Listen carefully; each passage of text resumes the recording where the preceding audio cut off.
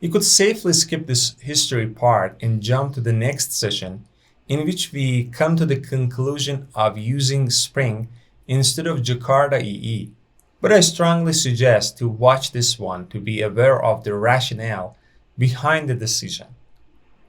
In this video, we will try to travel through the history of frameworks and tools that made history of Java community. Tools like dependency injection, aspect-oriented programming, J2EE, JavaEE, Jakarta EE, Spring Framework, Hibernate, Guice, EJB, AspectJ, CDI, and other names that you will be hearing everywhere when you read a book or watch a video about Java Enterprise Programming. We will try to show how and when each framework came to be and what new terms each of them introduced, and how they influenced each other. The word enterprise does not have a specific definition, but it is commonly referred to big and organization level softwares that involve things like handling a lot of concurrent users, security, large volume of data, interconnected services, and multi-team programmers with huge code bases. Sometimes we refer to these stuff as back-end side programming.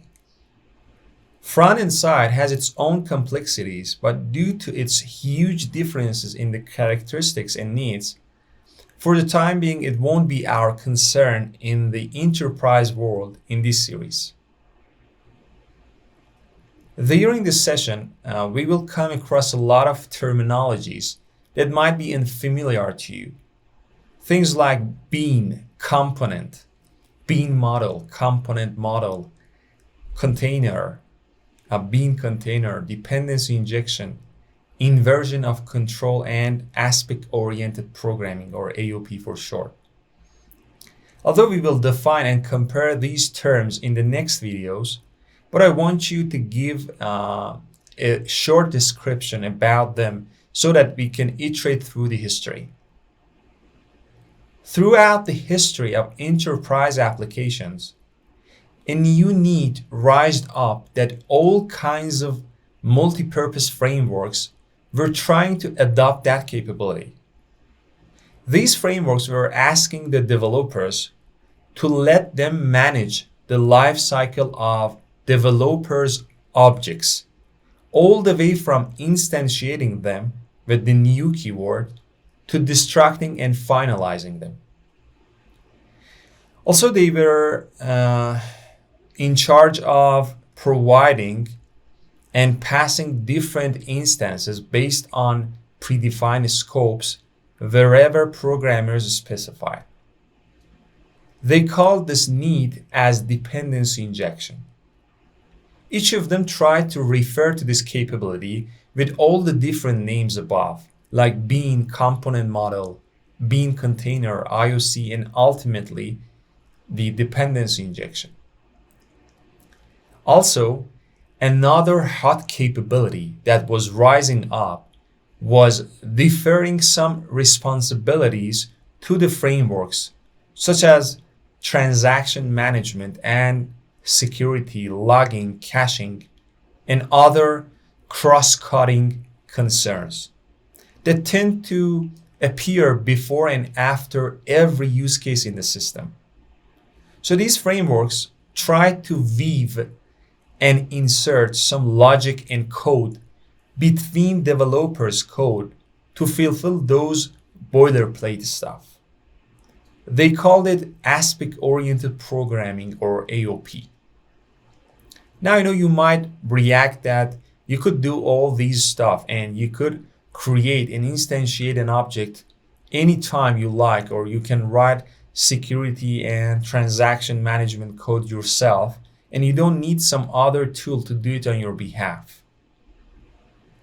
Now that we know a brief description of dependency injection and aspect-oriented programming, we will see that why these two capabilities have caused a 100-year wars between the frameworks and tools in the enterprise realm.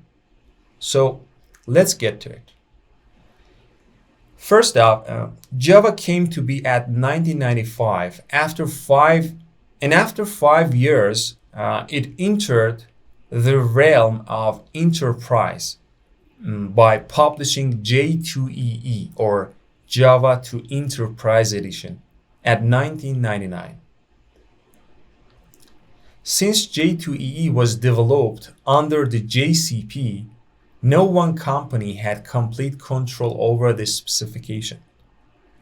The J2EE was an umbrella JSR which gathered a bunch of other JSRs. To name a few, the first version had JDBC, RMI, and the one and only EJB JSR included. JDBC JSR, or Java Database Connectivity, was the common way of interacting with relational databases. The RMI JSR, or Remote Method Invocation, was a mean for calling a method remotely on another JVM instance and returning the result, and the promise of the revolutionary EJB, or Enterprise Java Beans, was a shop for components which developers could purchase and plug it into their EJB container and run remote services via RMI. After the first release of Java language, the Java to SE 1.1, EJB specification was published that was meant to shape the future of enterprise applications, and it was a cooperation between mainly Sun, Oracle, and IBM in late 1997. Despite all the promises of EJB, it was troublesome to use, where for what should be relatively simple, it had high cognitive load to put on developers. It forced implementing and being coupled to the specification. It forced bad deployment scripts, and worst of all, it only let clients to connect through RMI JSR rather than the standard HTTP connection. In 2001, Sun released the EJB 2.0, which solved the aforementioned issues. The EJB2 was included in the next release of J2EE, the 1.3 version of the J2EE Enterprise Edition.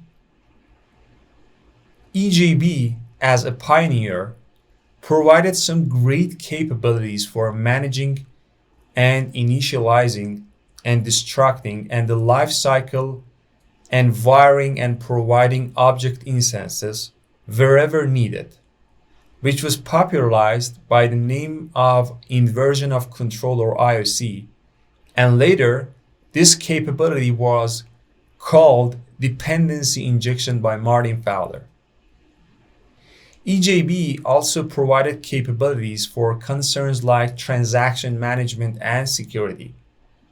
These cross-cutting concerns were handled by weaving and adding custom logic and behaviors between developers' code by framework. This logic weaving capability was called Aspect-Oriented Programming, or AOP. The term AOP was introduced by Aspect-J framework the very same year of 2001. In the same year, Rod Johnson, an individual, started creating something to make developers' lives easier than what EJB had to offer. He published a book at 2002 named JavaEE Expert 101, and in his book, Johnson complains about deeply flawed nature of the entity bean concept, and he suggests to never use entity beans ever. In this book, Johnson explains EJB's strengths and weaknesses. AOP, as explained by Johnson, is perhaps the strongest aspect of EJB, and he provided the Spring framework as a response to that. As I said before, aspect-oriented programming term was introduced by Aspect J in 2001. The Aspect J used bytecode manipulation instead of dynamic proxies, but Johnson favored dynamic proxies. Another significant event in 2001 was someone who created Hibernate ORM in response to difficulties of working with EJB's persistence. Soon every framework enthusiast realized that dependency injection and AOP are main building blocks of any enterprise framework and started inventing their own ones. Around 2003 to 2005, Java Server Faces, or JSF for short, was another JSR that introduced to the JCP committee, and it was a web MVC framework, and it invented a new dependency injection model named managed beans, which introduced new concepts such as scopes and names to the dependency injection movement. JSF bean model was better than EJB's, in which you did not have to implement compulsory interfaces, and your classes could be POJOs or plain old Java objects. The JSF was included in the third version of J2EE, the version 1.4 at 2003. JSF was released 2 weeks before the final release of Spring 1.0. Both JSF and Spring had a lot of similarities in their DI model, with using POJO-based lightweight bean container. But there was one big difference in which the Spring bean container could be shipped and used separately as a standalone tool. Around the same time, the next version of EJB, the 3.0, embraced annotations of Java 5 language for providing simple deployment, POJO beans, and not forcing any compulsory interface implementation. It introduced a lightweight AOP, and it completely replaced its persistence model by introducing JPA under EJB. And the author of Hibernate, Mr. Gavin King, contributed with complying his framework to JPA specification as its first implementation. Many other attempts were in progress in the meantime for dependency injection and AOP framework out in the wild. For example, around 2003, JBus developed the JBus AOP framework, which used bytecode manipulation like Aspect J. Around 2004, AT&T invented their own AOP framework named DynaOP, and it used proxies, dynamic proxies, just like Spring. And also, Mr. Gavin King at JBus started creating the Seam project, which had a new component model inspired by JSF managed beans. A little later, the fourth version of Java Enterprise Edition was released. The fourth version changed the name from J2EE to JavaEE. The last version of J2EE was J2EE 1.4, which was released back in 2003. And after 3 years later, the first version of JakartaEE, named JakartaEE 5, replaced it. Even though J2EE can be considered a dead technology replaced by JavaEE, but the term J2EE refuses to die, and many individuals and companies to this day still refer to J2EE as as J2EE mistakenly. At 2006, Bob Lee published a critical article about a Spring titled "I Don't Get a Spring," and accused the Spring culture of snubbing their noses at JavaEE. And he criticized the Spring XML configuration and other aspects. Then at 2007, he created and released the new DI framework called Guice under Google authority, which introduced the very well-known @inject annotation. Up to this point of history, as you can see, different frameworks like EJB, JSF, Spring, Guice, and others had created a chaos and inconsistency by providing new and different solutions to the same problem of dependency injection and AOP. During JavaEE 6 review, Red Hat, via Gavin King, was trying to add yet another dependency injection and bean model named WebBeans to integrate JSF and EJB component models. During the review ballot, IBM criticized that adding another component model to the table will confuse the community. EJB expert group resisted towards WebBeans, but JSF deprecated its own managed beans in favor of the WebBeans. After a few months, the name of WebBeans in JSR 299 was changed to Context and Dependency Injection, or CDI for short. Meanwhile and suddenly, Rod Johnson, the creator of Spring, and Bob Lee, who previously contributed to WebBeans, suddenly submitted their own competing JSR with number 330, and they officially called it Dependency Injection for Java. Actually, it caused more chaos because it was a new and another dependency injection model. The Sun reacted to this new JSR and invited all parties in JSR 330 and 299 to join together and collaborate for a comprehensive dependency injection standard for the SE and EE platforms before the Java EE 6 is released.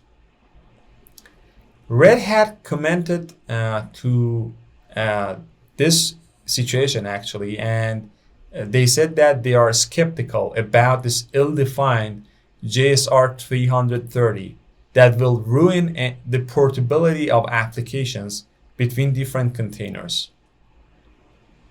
Also, Gavin King published an article and compared the API of JSR 330 and 299 and called the 330 a huge mistake and a copy. After much debate, the conflict was eventually resolved, and it was announced that CDI, or JSR 299, would use the annotations and terms defined by JSR 330. The result was a disaster. As an example, while all the CDI, Guice, Spring, and HK2 used the @inject annotation, the code was absolutely not portable between those. Java EE 6 was then released at 2009 with the premise of developer friendliness and uniting all those models, but it created a chaos by accepting and also adding different component and bean models. The main reason of this chaos was because the CDI JSR was finalized too later, and other JSRs did not get the chance to deprecate their own models in favor of the common CDI model. Java EE 7 JSR also tried to move toward unifying bean models to remove all inconsistencies. While Java EE 8 draft was in progress, in September 2015, InfoWorld published an article and stated that Oracle was canceling the efforts on Java EE. Oracle did not respond at the time, but after some months, it became clear that Oracle was silently walking away from Java EE. A year later, independent JSF expert group member Ch0 published an article and made clear that without the community being aware, Oracle had quietly stopped working on most EE specs. And finally, during the keynote of the Java 1 conference in September 2016, Oracle officially announced it was going to finalize Java EE 8, but cancel JMS and a bunch of other JSRs. Then Oracle moved Java EE to an open source organization named Eclipse. And shortly after that, the official name of the Java EE specification was changed to Jakarta EE. The first version of Jakarta EE was a simple transfer and with fully compatibility of Java EE 8 version after just under the new name of the Jakarta EE 8. In the next version, Jakarta EE 9, they changed the namespace of packages from JavaX to Jakarta, cutting the compatibility, and it just created a new situation to start fresh. And now that compatibility was not an issue anymore. Version by version, they have tried to get rid of all deprecated stuff and different inconsistencies in the models for component and bean management to reach the goal of unity in the Java community that Oracle and Java EE failed to accomplish. With Jakarta, the JCP process was replaced by Jakarta EE specification process, which for further development of Jakarta EE, it was used. It is a more lightweight and experimentation-oriented process for better collaboration of community in the process of forming standards.